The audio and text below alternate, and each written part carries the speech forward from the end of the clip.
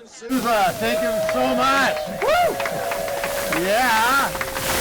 It's always showing up playing his music here. Wow, what a beautiful day we have here. Incredible. After a year and a half of COVID and being locked in, seeing all these smiley faces in the sun, getting suntan, sunburnt, and all that. This is wonderful. Bob Rittenhouse, Harry Mayo, all kinds of people. Kim Stoner's mom right here, my mom. Just great event. I'm Bob Pearson, president of the Santa Cruz Surf Club Preservation Society.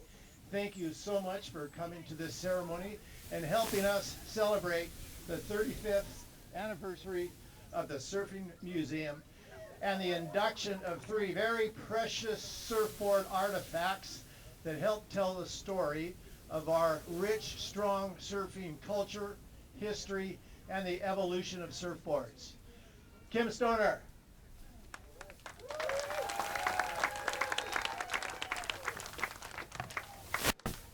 Again, welcome everyone. Can you hear me okay out there in the back? Okay.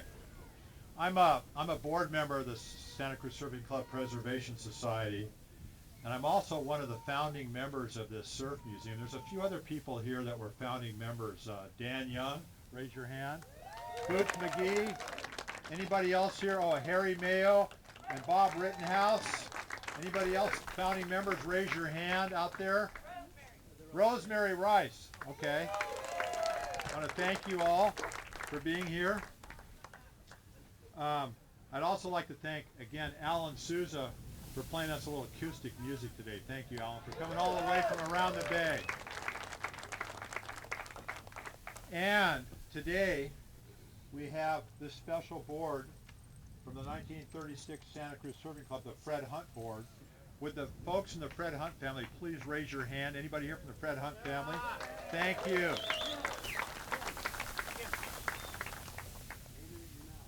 Okay. The McPherson family, Don McPherson, who donated these 2 boards and this wetsuit, which I will be talking about later. Claire, their daughter's here. Where's Claire? Raise your hand. Claire's right here.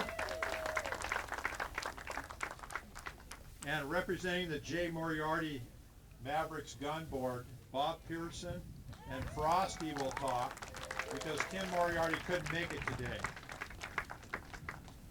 I'd also like to thank Boots McGee, who's taken pictures today of this event to record for history, and Mike DiGregorio on the video camera out there, Mike. And I'd also like to thank the Santa Cruz Woodies Club for bringing their woodies out here today. An awesome compliment to our event. And I'll have more thank yous at the end of our event today. So now let's get started. I want to introduce our Santa Cruz City Mayor, Donna Meyers, who also surfs, by the way. And she's going to read a proclamation for the Surf Museum. Donna?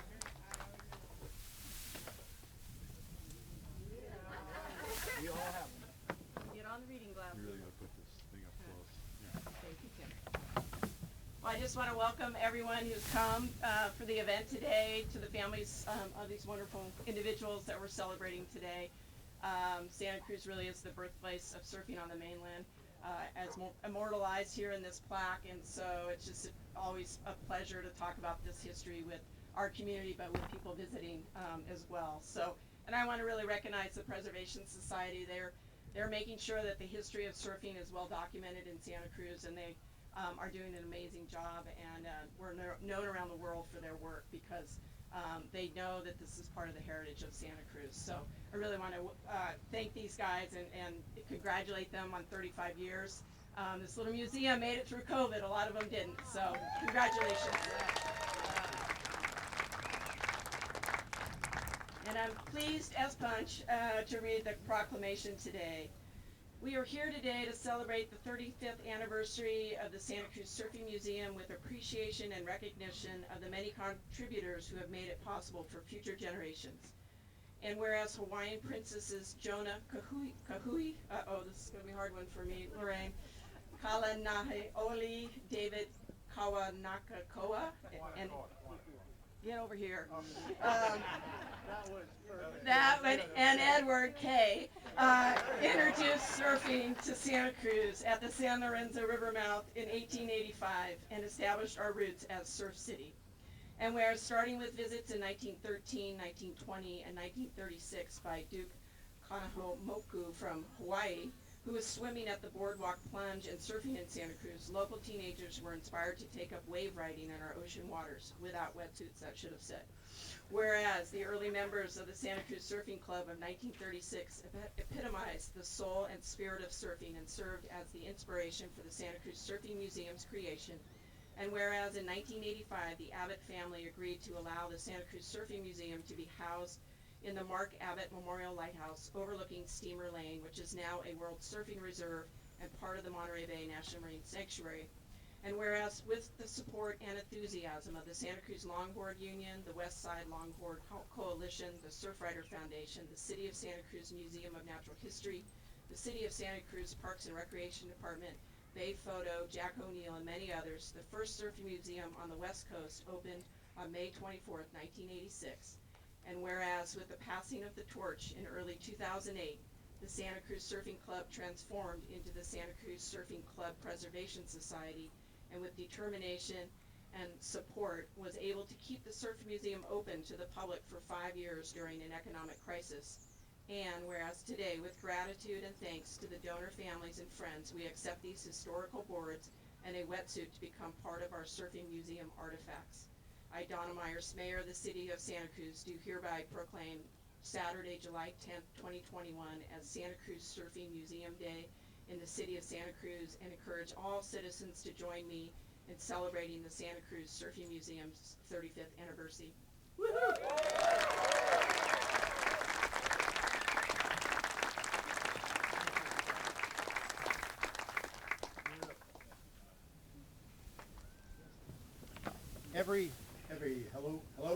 Every surfing ceremony needs to include the Hawaiian roots. So today we have Lorraine Kinnamon from the Teha Nui School of Hula and Tahitian Dance to help us liven this thing up and do the blessing. Thank you, Lorraine.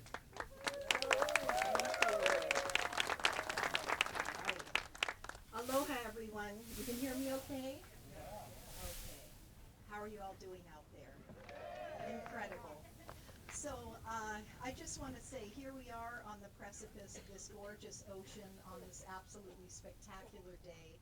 And I'm just going to invite you now for a moment to bring in all those loved ones that have gone before us. I had the good grace, we talk about Duke Kahanamoku, who had passed in 1978, and my dear father actually passed this year, and he brought us to Hawaii that same year that Duke passed. And I just look around at this incredible community and see how we are gathered in this, truly the sport of the kings. So it is an incredible opportunity that we have here in Santa Cruz, as Donna was saying, to just celebrate these incredible surfers, these legends that are still with us, and all those that have gone before. Yesterday would have been, was the 4th anniversary of Jack O'Neill's paddle out, and what an incredible day that was. To be a part of that, I'm sure that most, if not all of you were there.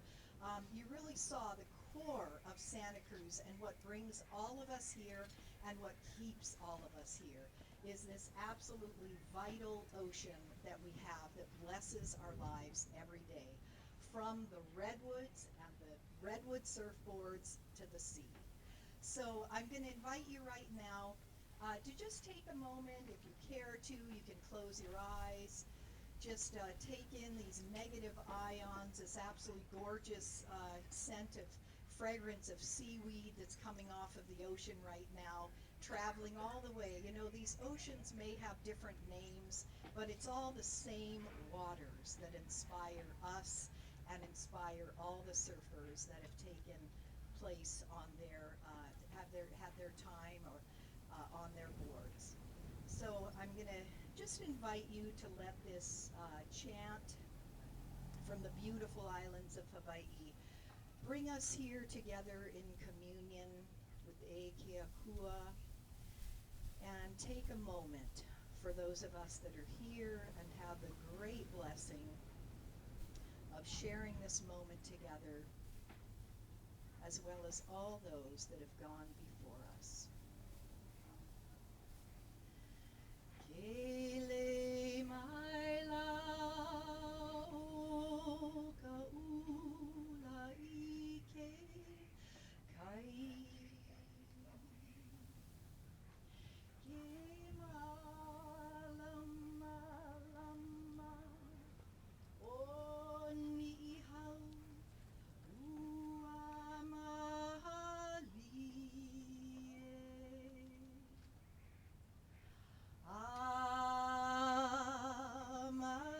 Amalie pa ka inu ai ke inu mai lana hala o na wei ke kai no na wei ka hala no puna ka wahine no kalua no ikilawea.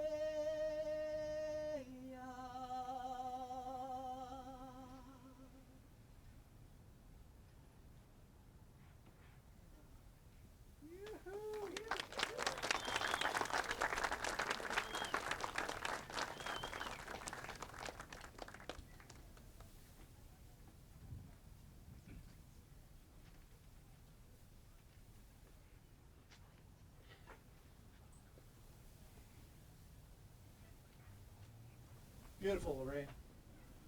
Thank you, thank you. Mahalo. Now, I'd like to introduce Burleigh Cooper, who's going to give us some history about the Fred Hunt board, which is right next to Burleigh. And Lorraine right here. Burleigh?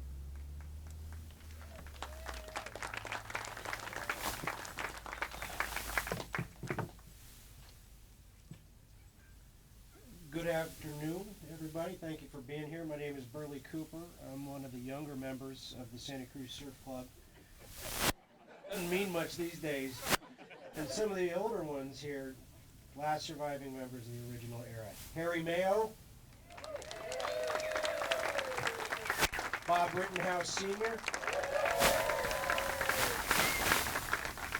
The fact that you gentlemen are here for the 35th anniversary of the Surf Museum and the 85th anniversary for the Santa Cruz Surfing Club is remarkable.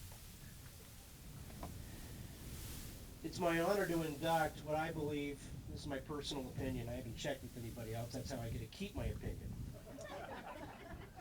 In my opinion, one of the most special boards in Santa Cruz, and there's a few reasons for that. One is that this board belonged to Fred Hunt. Fred Hunt was one of the original founders of the surf club in 1936. It's also the only board that we're aware of. Boots is pointing to the photo for that iconic June 7, 1941 photo that's famous around the world. It's the only board that we're aware of in existence from that photo. And another reason is, you know, back then you didn't just buy a board off the rack. There was very few options to do that. They were almost handmade. Fred Hunt hand-shaped this out of a blank, and we'll talk about that story in a bit. So, for all these reasons, it's my pleasure to welcome this board home, and I'll tell you where I found it, up in Nevada, a bit. And in its rightful place in the Santa Cruz Surf Museum will remain forever.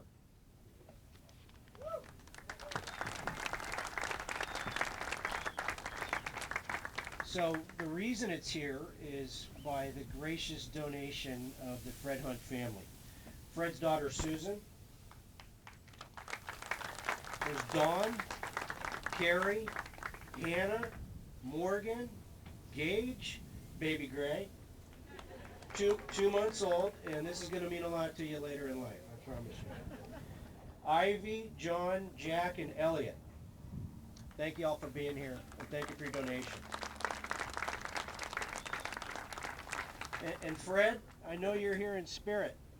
I hope you're smiling, checking the surf, and enjoying watching your board take its rightful place in the Santa Cruz Surf Museum, and you'll be proud to know a couple of your old surf buddies are here to make sure we do it right.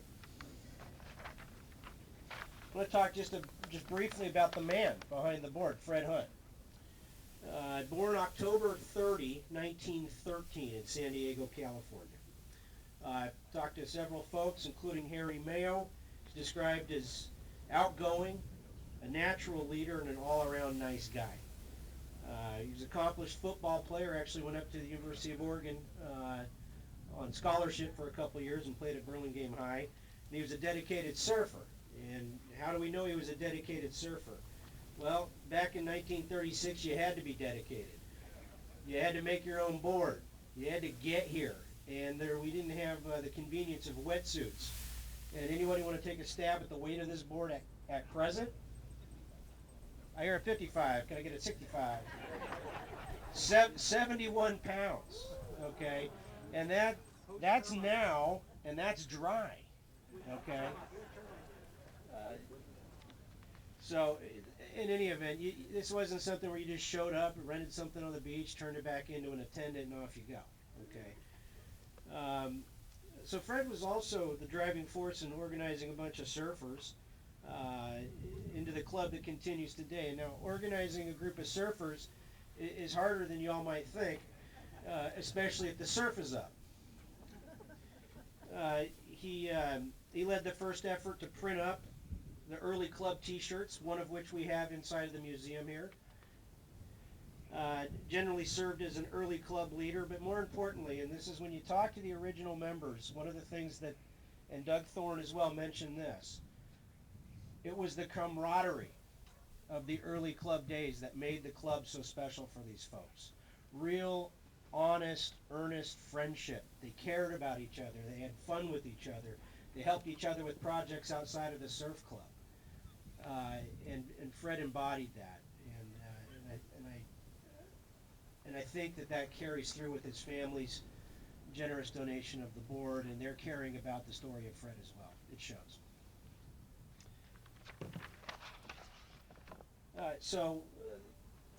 Talk about the board here. Well, let me finish talking with Fred here. So Fred lived in Burlingame, but he had the benefit of having a Woody, like the ones you see behind you. And so he was known to go pick up Alex Hokamp in San Mateo. And if you look here, try not to stray too far from, but you'll see there's a sister board that looks very similar to Fred's over here. Well, they bought the blanks together and they shaped them up together back in 1935. So Fred would go pick up Alex, they'd drive over to Santa Cruz in the Woody, they'd get to the clubhouse, which is just below the Jack O'Neill Lounge, and if you've seen the Cal Plaque Memorial we did a couple years ago, that was just about the spot. And Fred and Alex would get out and stand on the deck of the clubhouse to check the surf at Cypress Point, which we alternatively call Indicators today. And Harry, what would you guys tell him every time? Should have been here yesterday.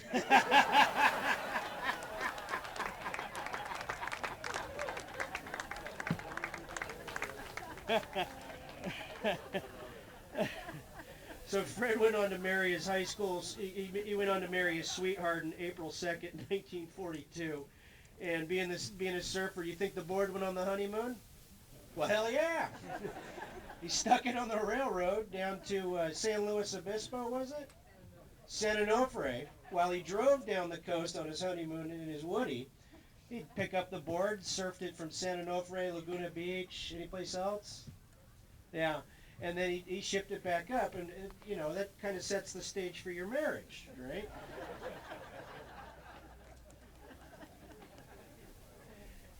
Fred passed away January 15, 1987, but 35 years ago, minus a month, he was standing where I'm standing for the 35th anniversary of the 50th anniversary of the Surf Club. and the opening ceremony for the museum, which is now celebrating its 35th anniversary. And I'm really glad that he was here for that. So the board. It's seen better days. I don't think there's any discussion I had about that. It did spend some time on the side of Fred's house. None of these guys contemplated that the surf history would become what it is today. It was a pool toy on occasion. You'd throw it in the pool and let the kids play with it. And if he had any idea how special it would be deemed later, I don't know if he'd have done all that, but probably. Fred was an independent guy. So the board, the construction is redwood, pine, and balsa. Why'd you use pine and balsa? Well, redwood you use for the strength and durability. The balsa you use for weight savings. Some early boards are over 100 pounds. Okay. Balsa is obviously not as durable, but it's 11'9" long, which is 11 feet 9 inches, 21 inches wide, and 3 7/8 at its thickest point. If you look carefully at the board, you can still see some hand plane marks all over the board. That's Fred. That's his touch. Each one of those is from Fred. So there's a really personal history and connection to this board. As the story goes, so this was a Pacific System Homes blank.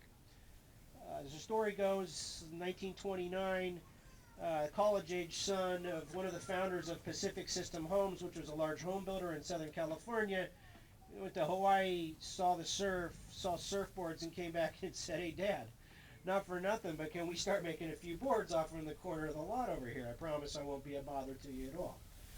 And it worked. They made finished boards, which were sold in department stores. That started in the early 30s doing that. And they also sold the blanks that Fred and Alex purchased and shaped together. It was all trial and error. There was no template to follow. They just literally had to shape things, surf them, shape them again, and see what worked. So how'd the board get here to Santa Cruz? Susan was nice enough to reach out to the museum. And I said, well, I'd be happy to go pick it up. It was just outside of Minden, Nevada. And the only window at the time that I had to go do it, it was in the middle of a snowstorm. And not a little storm. 18-hour round trip, 6 hours in four-wheel drive high. I had this thing in an insulated bag on my racks, and I'm driving back to Santa Cruz, and it's near whiteout conditions. And the next thing I know, I'm behind a Tesla with studded tires. You can hear them on the road, and I start laughing. I'm like, what in the heck would Fred think about his board coming back to Santa Cruz in a snowstorm behind an electric vehicle? So in any event, very special trip. When Harry first saw the board, you told me where you thought it belonged. Do you remember what you said to me, Harry? I can't repeat it. Yeah, you can't. This board belongs in the flipping museum. And it's here now. In fact, a slightly modified model of this in 1939 went on to be the standard board adopted by the Honolulu Waikiki Outrigger Canoe Club. So there's also a nice island connection with these boards. I invite you all to come take a look at the board after we get it installed in the museum. It's my pleasure to even be near this board, and I think the stories behind it make it special. So thank you for your time. Kim.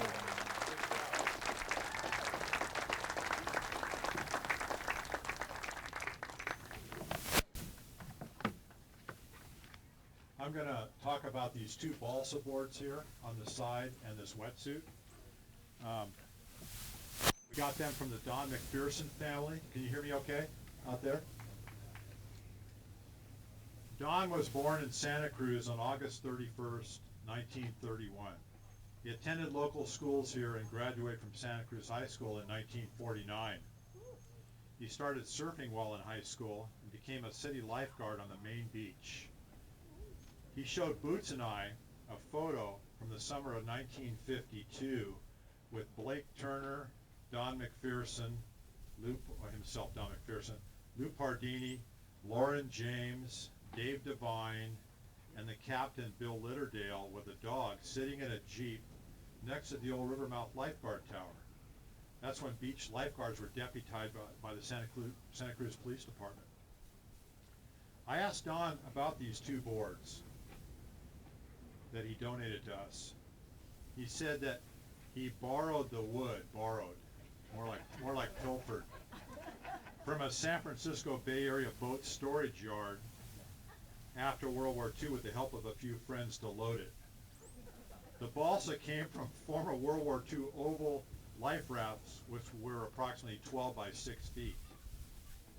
Don said he hand-shaped the boards after he laminated the balsa strips together, then he glassed them.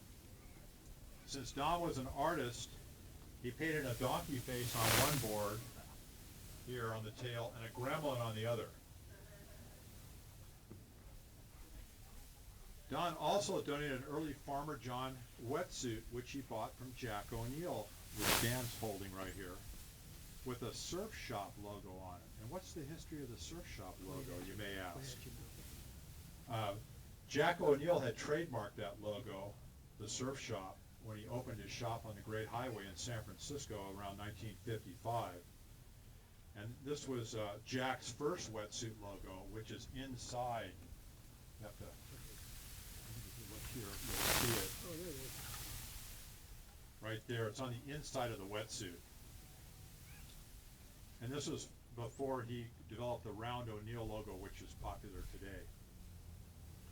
Don and his wife Patty said these two surfboards and wetsuit items have been stored in their garage for over 50 years.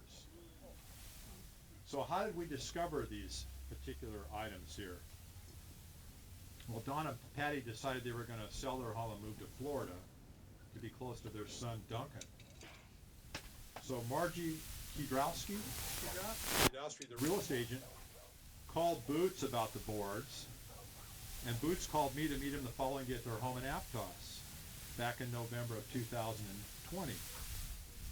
When we saw the boards, Boots and I were happy as clams because we knew they were something significant, as both of us and a few others were founding members of the Surf Museum.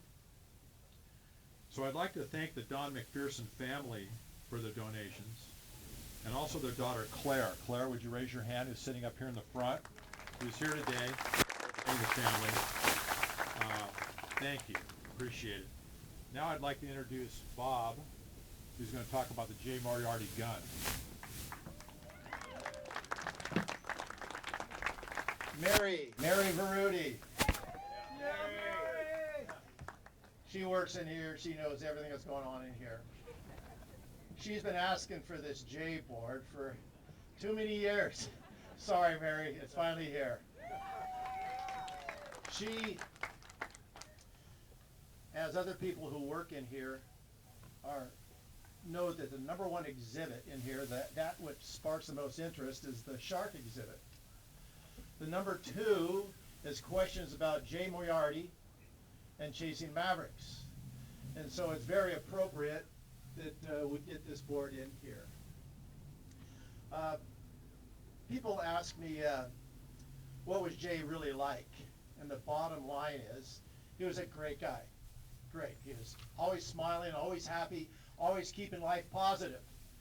When you hang out with somebody like that, you're happy, you're smiling, and it's all positive. That's who Jay was. He loved life and lived it to its fullest. Adrenaline junkie? Sure. He jumped out of airplanes, surfed 60, 70-foot waves. Some of the things he did on a motorbike I didn't want to hear. He'd go diving too deep, too long. He loved life. When you hung out with Jay, you had a good time in life. There's a saying that says, live like Jay, and it is so appropriate. He made our lives better. Long live Jay, love Jay. Thank you, Jay, for making my life better.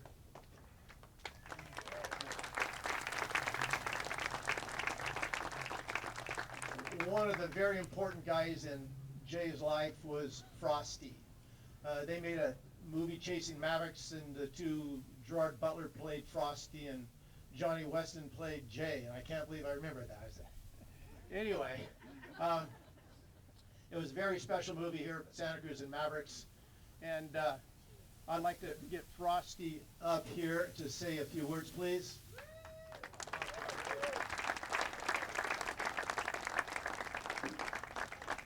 Frosty was the guy who taught Jay. Jay wanted to learn how to surf Mavericks, and on and on and on. And Frosty took him out there, showed him the ropes. And Jay was one of the outstanding characters up there at Mavericks, taking off these giant waves where most people have big eyes like this and not sure that they're doing it, but they're going anyway. He had a big grin on his face. And you just look at that and go, unbelievable. Thank you. Welcome, everybody, and thank you for being here. Lucky us. The theme that I hear is community. Each one of these people that we're honoring led a life that involved community. That's what I hear. They cared. They were involved. I want to mention that because you have that opportunity to pick up that responsibility. We are stronger when we all participate. The other thing that I hear about is adventure. Every one of these people lived adventure. They were willing to step out, risk a little, got tremendous returns. Lucky us to know that's possible. Bob will be shocked. They put me on a timeline. That's what I have to say. Briefest I've ever been. Thank you so much. If Frosty did what he normally did, we'd have to serve dinner here. Thank you, Frosty. Jay absolutely loved Frosty, and Frosty they meant so much to each other.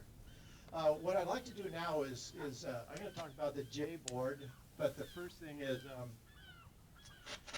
the evolution of the surfboards, and kind of ended up on that. We have a photo here of a bunch of us. We made aero surfboards here, and they're the big ones are Olos, what the Hawaiians rode, the elite, the prestigious. The longer the board, the bigger the board, the more prestigious it was. It was hard to get wood, and Koa was the preferred board. These solid redwood boards, 17 feet long, 6 inches thick, 240 pounds each. If you had that in Koa, Koa is twice that weight. You're talking over 400 pounds. The Hawaiians shaped those things with ease. A draw knife. I used high-tech grinders and skilled planers, and went through a bunch of them. They're incredibly hard, difficult to shape. So they're 240 pounds. Those are Olos. The shorter boards are Elias, and the really short ones are body boards and Pipos. The front hunt board is solid redwood, incorporating some balsa and pine. The pine, there are these little pin lines there. And the reason for balsa is half the weight of redwood. So now the board becomes lighter, easier to get to the beach. A lot of guys ask how they get the boards to the beach, and they're royalty. You know, there was no problem whatsoever. And the balsa is half the weight. The problem with balsa is it gets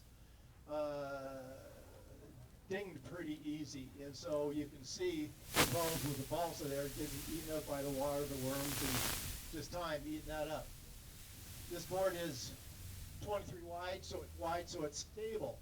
The Olos there were 16 inches wide, had a displacement hole round bottom, so they're very unstable, incredibly difficult to ride. These are more user-friendly, easier to ride. These are ride more fun. Still 70 pounds.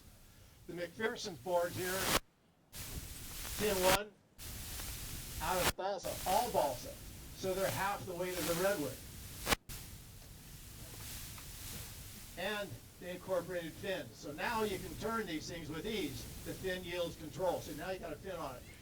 This balsa would fall apart quick, so that it's wrapped in fiberglass and resin, polyester resin. And the resin in fiberglass is incredibly strong. From here, it was about 1952, 1940, around 1958, polyurethane foam came out, and a lot of the surfboards were made out of polyurethane foam, polyester resin, and fiberglass. And every year they seem to be getting lighter and lighter. The J here is made out of EPS foam, expanded polystyrene, with fiberglass and epoxy. Epoxy resin versus polyester resin, epoxy is way stronger. The EPS foam is way weaker, but way lighter. So the stronger glass job makes it workable.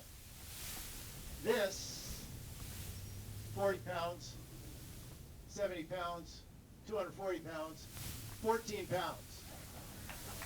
And so one of the big things of where this progressed to, obviously materials and shapes, and it's shaped a special way to ride big waves. At high speed, you don't want a tail, you'd be skipping like a rock.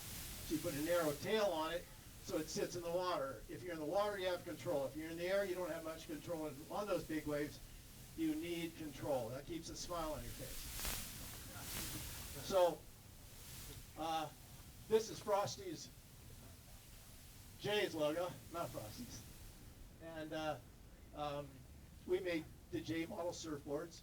Frosty brought Jay to me when he was a little kid and said, Bob, we got to get this guy in your team. This little kid had the biggest grin, biggest eyes, just so passionate about life and everything. We got him on the team, and it was all good from them. Back to the progression was light. Why'd we go light? Light carries better. Light floats better. A heavy board displaces more water, so it's harder to paddle. So it paddles faster. If it paddles faster, it catches the wave better. Catch the wave better, you get more waves. Light accelerates better. It takes more energy to get a heavy object going. Light accelerates. Once you have a heavy object going a certain way, heavy board, it has that momentum, that inertia, it wants to keep going that way. A lighter board will change direction. So to make it float better, paddle better, catch waves better, accelerate better, change direction, more maneuverable. So that's performance. So the boards became more performance oriented. That's the evolution there. That's the board. We're going to bring Kim on to do donors, but was there any questions in regards to any of that? You want me to start all over? I didn't hear Roland talk. Or Frosty didn't talk long enough. Frosty, you want to get up here and talk to Roland? Kim. Yes. How come it's so long? Does that help with big waves or what? The longer the board, the better it paddles. We make the longer, this is, can you hear me? Yeah. The longer the board, the faster it paddles. We're making race boards for like Jamie Mitchell. He won Molokai 10 years in a row. We make him 19-foot EPS boards, displacement hole bottoms, that are insanely fast, and they're like 10 pounds. Just long as fast. This thing is breaking up a bit. I'm sorry. Testing. Yeah, okay. Kim. I'm breaking up. Am I breaking up? Thanks, Bob. At this point in our program, I wanted to thank our donors list for this event. I'm just going to read their names. They're in the program, actually. The Santa Cruz Surfing Club Preservation Society, Burleigh and Helen Cooper, the Fred Hunt family, Dr. David and Carol O'Brien, the Don McPherson family, Margie Kudrowski, Sereno Real Estate, Randy Gray, the estate of Frankie Freitas, Chief Tapu, rest in peace, and Arrow Surfboards, Bob Pearson. Thank you all for your donations.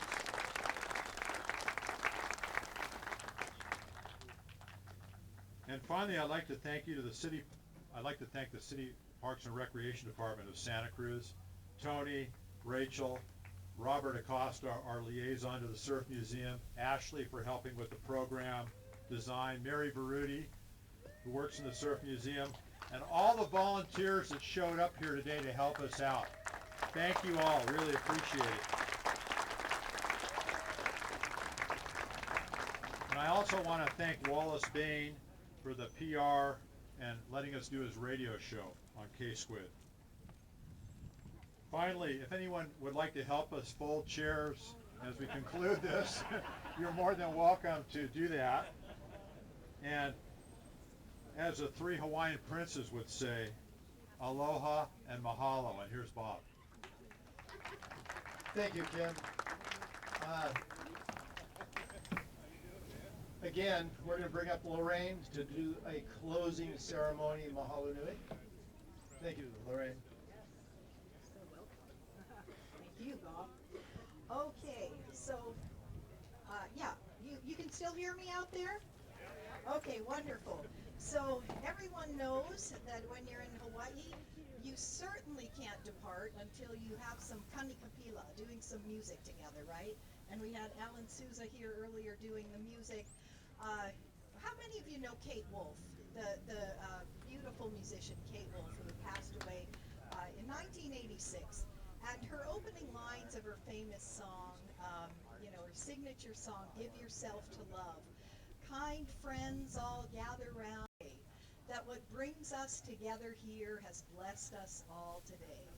And in this case, rather than a marriage, well, perhaps you could say it's a marriage to surfing, right? So we're going to honor that today, and this just wouldn't be a gathering without singing together. We did this at Jack O'Neill's paddle out, and we did it when we did the plaque down by Jack O'Neill's, by the surf club. And so I'm going to invite you, we're passing around some of the pieces of paper right now that have the lyrics on there. And this mele, Mahalo Nui Ke Aloha, I wrote this years ago as a way to come together and celebrate. I talked to my husband this morning, and he's been surfing out here all his life, and he said the first word that comes to him when he thinks about surfing is how deeply soulful it is. And of course, that's both in the water and with the brotherhood and sisterhood in the surfing community.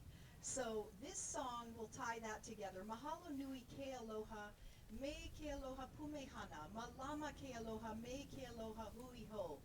Thank you, with great love, to malama one another, to take care. Malama ke aloha, me ke aloha hui ho, until we meet again. To take care with love, with celebration, and as Frosty said, really continuing that contribution to this incredible community that we have.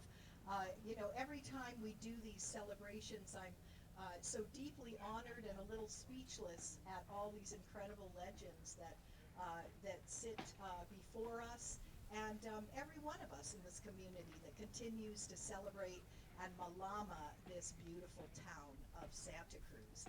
So I'm going to invite you. I do have some of my dancers here, so I hope they sing now nice and loud. And so perhaps you can hear me sing the first verse around, and then we're going to sing it again 2 more times together, and we'll sing the last song 3 lines. And if you know how to harmonize on that last line, do it. And if you don't know, do it anyway. No, I'm joking. Please don't. All right. So again, what a great honor it is to be here. Have a blessed day, and let's do this together. So I may have you, Dan, if you would you hold the mic for me? Okay. Great.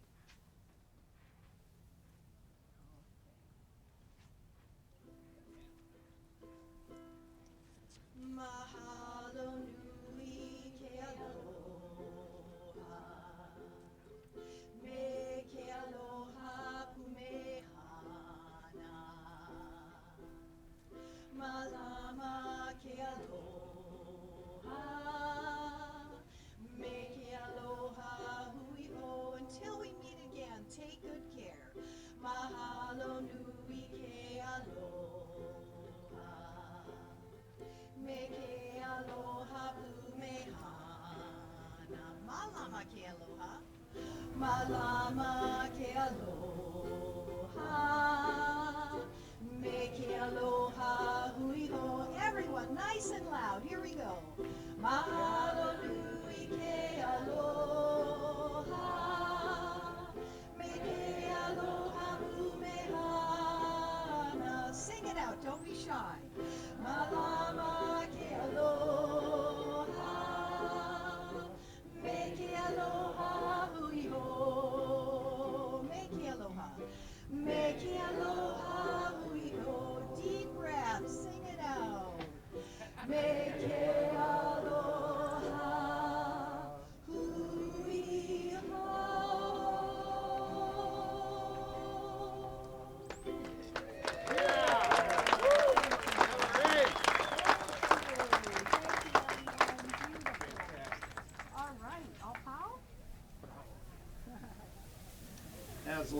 just said, all pow. That's the ending. Thank you so much for coming. Have a beautiful day.